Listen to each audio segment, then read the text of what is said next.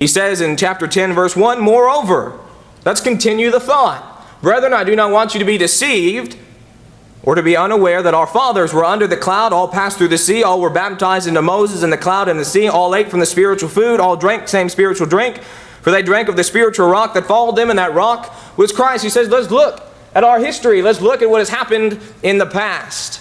Our forefathers, those who came before us, were blessed just like us.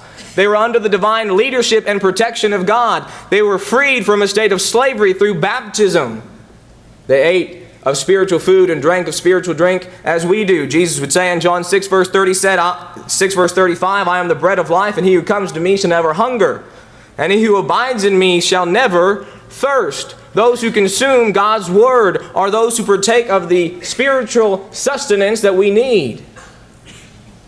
But even though Israel had been blessed beyond measure, even though Israel had been given so much and freed from slavery, continually they went back into sin. For he would say in verse 5, but with most of them God was not well pleased, for their bodies were scattered in the wilderness. Paul is presenting a point.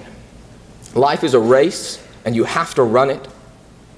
When Israel failed to run the race properly, even though God had blessed them, even though God had given them everything they needed to be successful, they fell short because they failed to be obedient. And the same goes for our lives. God has blessed us beyond measure. He sent Christ down to this earth to die on the cross. But just because God has done everything He can, if we don't live faithfully, we will miss out on that wonderful reward of heaven.